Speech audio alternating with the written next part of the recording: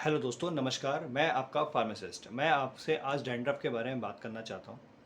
Dandruff एक common scalp conditions होती हैं जो येलो और वाइट फ्लेक्स के कारण बनते हैं। ये फ्लेक्स डेड स्किन सेल्स के एक्सफ्लोरेशन मतलब उत्पादन और गिरने की वजह से होते हैं।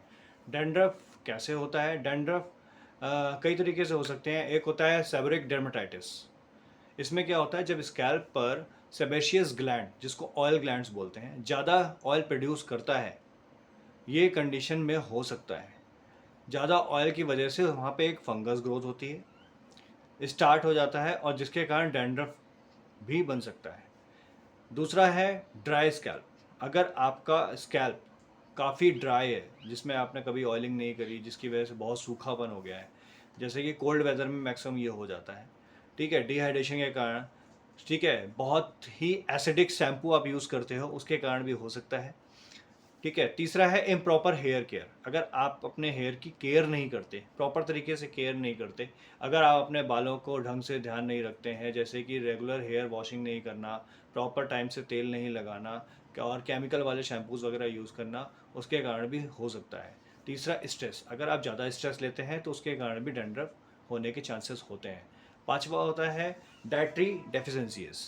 डाइटरी मतलब कि आपके अपने डाइट में विटामिन, कैल्शियम, जिंक, अगर ये सब चीज़ें में कमी है तो इसके कारण भी डैंड्रफ हो सकता है। डैंड्रफ को कैसे ठीक कर सकते हैं? डैंड्रफ को ठीक करने के लिए मार्केट में बहुत से एंटी डैंड्रफ शैम्पूज आते हैं, जैसे कीटोकनाजोल, जिंक पायरेथियन, सिलेनियम सल्फाइड। इस टाइप के शैम्पूज बहुत से आते हैं जो मार्केट में मिलते हैं, बहुत से ब्रांड से मिलते हैं। अगर आप मुझे कमेंट करोगे तो मैं आपको ब्रांड का नाम बता दूंगा। बहुत अच्छे अच्छे ब्रांड्स आते हैं, बहुत अच्छा होता है उनका शैम्पू। और अमूमन शैम्पूज 2 से 3 दिन के अंदर एक बार किया जाता है, मतलब कि हफ्ते में 2 से 3 बार। और दूसरा होता है नेचुरल रेमेडीज़। घर में भी कर सकते हैं, जैसे टी ट्री ऑयल्स होते हैं, उनका आप मसाज कर सकते हैं, उससे काफ़ी मदद मिल सकती है। दूसरा होता है एलोवेरा। एलोवेरा का भी अगर हम यूज़ करते हैं तो एलोवेरा से भी हमारे जो डैंड्रफ हैं काफ़ी हद तक बेटर फील करते हैं, मतलब कि अच्छे लगते हैं। और दूसरा है कोकोनट। कोकोनट बहुत अच्छा ऑयल होता है। कोकोनट ऑयल मालिश में आप यूज़ कर सकते हो, आप हेयर के लिए भी यूज़ कर सकते हो, काफ़ी अच्छा होता है, जिसके कारण डैंड्रफ नहीं होता। तीसरा होता है स्कैल्प मसाज। आप कोशिश करें कि आप कोई भी ऑयल लेके अपने स्कैल्प पे थोड़ा थोड़ा मसाज किया करें। होता क्या है कि हम लोग अपने स्कैल्प का ध्यान नहीं रखते। हम लोगों को लगता है कि बाहर के जो शैम्पूज हैं उसी से काम हो जाएगा। नहीं, स्कैल्प का मसाज रखना चाहिए। चौथा होता है हेल्थ डाइट। आपको अपनी डाइट में विटामिन्स, जिंक, कैल्शियम और भी चीज़ें जैसे ओमेगा हो गई, फैटी एसिड्स हो गए, इनका भी डाइट में रखना ज़रूरी है।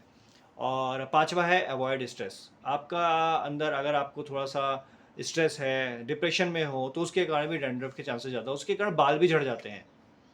और अमूमन मैंने देखा है, जो प्रेग्नेंट वुमेन होती है, जो माँ दूध पिलाती है, अगर वो अपना केयर नहीं करती, प्रॉपर ठीक से डाइट नहीं लेती, तो उसके कारण भी उनको बाल झड़ने के चांसेस ज़्यादा होते हैं।